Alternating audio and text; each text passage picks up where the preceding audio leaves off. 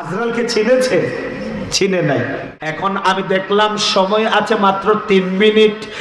মৃত্যুর বইতে, আজরাইলের বইতে আজরাইলকে কিন্তু চিনেন নাই, পালিয়ে যেতে চাচ্ছে। হযরত সুলাইমান আলাইহিস সালাম বাতাসকে আদেশ করলেন,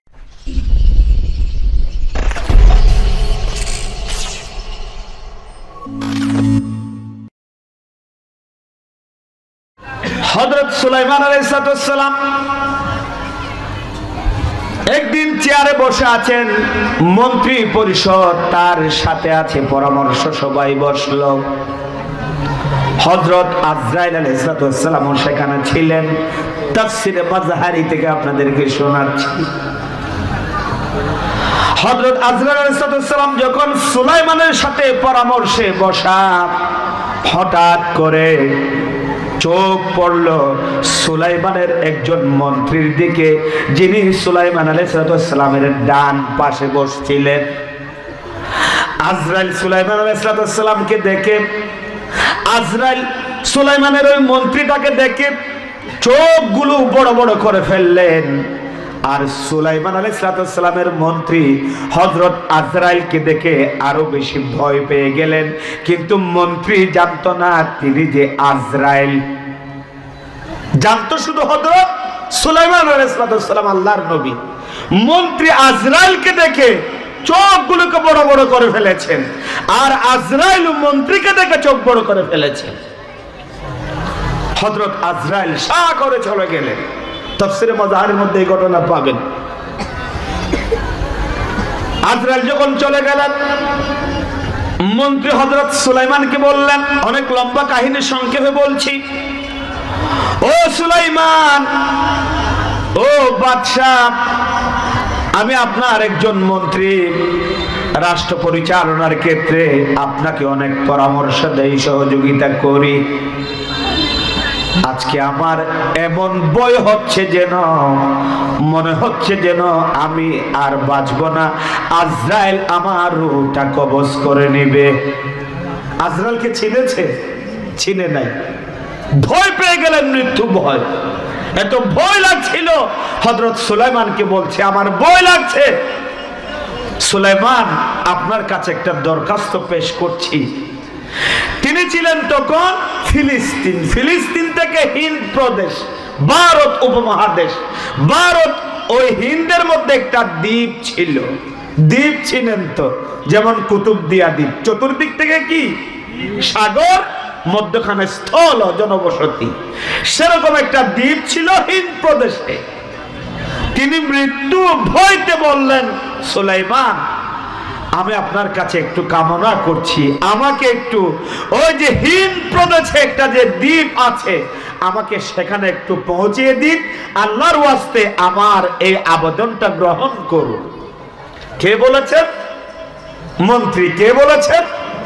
মন্ত্রী। কিসের বইতে? মৃত্যুর বইতে, আজরাইলের বইতে। আজরাইলকে কিন্তু চিনেন নাই, পালিয়ে যেতে চাচ্ছে।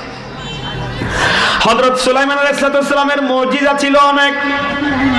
তোর মধ্যে একটি মুজিজা হলো, বাতাসকে যখন তিনি কোনো আদেশ করতেন, আদেশ মানত, তার ছিল একটা তক্তা, হাজার হাজার মাইল পথ ওই তক্তা দিয়ে মুহূর্তের ভিতরেই তিনি চলে যেতেন।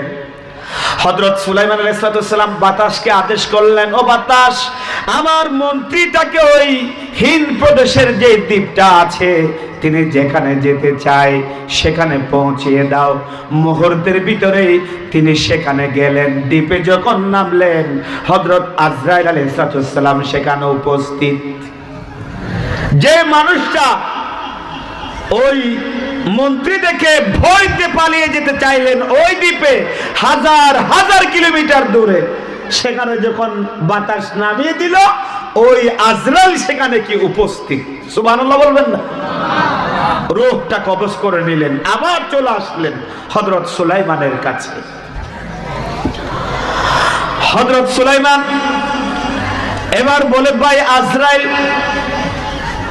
তুমি যে একটু আগে আমার সামনে পরামর্শে বসছিলে, আমার মন্ত্রী যিনি ডান পাশে ছিল, ওই মন্ত্রীকে দেখে এরকম চোখ বড় বড় করে তার দিকে তাকাচ্ছিলে, কারণটা কি?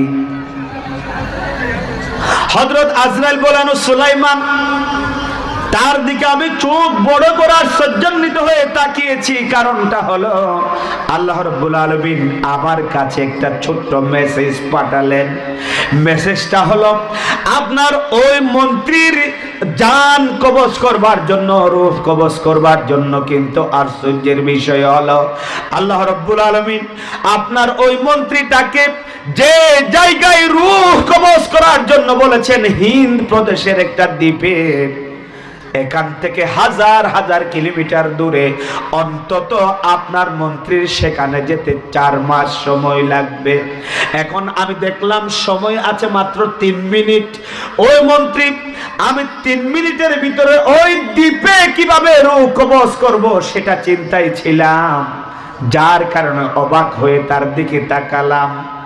আবার মনে মনে ভাবলাম, যেহেতু আল্লাহর নির্দেশ সেখানে রূহ কবজ করা, আমি সেখানে গিয়েই পা রাখতে দেখি আমার পূর্বে আপনার মন্ত্রী সেখানে গিয়ে উপস্থিত। কথা বুঝেন না? সুবহানাল্লাহ, সুবহানাল্লাহ।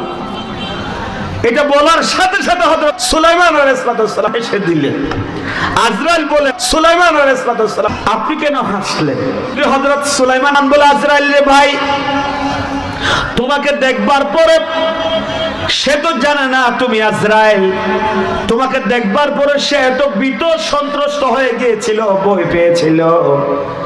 মৃত্যু বইতে আমার কাছে একটা দরখাস্ত পেশ করলো, আমি যাতে তাকে ওই দ্বীপের মধ্যে পৌঁছায়া দেয়। আমি বাতাসকে হুকুম দিলাম, আর সজ্জান্বিত হলাম, এই কারণে হাসলাম, এই কারণে আমার মন্ত্রী যেই মৃত্যু ভয়তে পালাতে যাচ্ছিল ওই দ্বীপে, সে যদি জানতো সে সেখানেই তার রূহ কবজ করবে, তাহলে আমি সুলাইমান যদি তাকে মাসের পর মাস পিটাইতাম, আমার মন্ত্রী কিন্তু সেখানে যেতে চাইতো না। ঠিক না ভাই? ঠিক কথা বলুন, ঠিক না ভাই? ঠিক। আমার ভাইরা খেয়াল করুন, এজন্য আল্লাহ বলেন, দুনিয়ার মানুষেরা, কুল ইন্নাল মাউতাল্লাযী তাফিরুনা মিনহু ফাইন্নাহু মুলাকীকুম। আল্লাহ রাব্বুল আলামিন বলেন, নবী আপনি আপনার উম্মতদেরকে বলে দিন, ও দুনিয়ার মানুষেরা, মৃত্যু, এই মৃত্যু থেকে তোমরা যতই পালাতে চেষ্টা করো না কেন, মৃত্যু তোমাদের সাথে সাক্ষাৎ করবেই।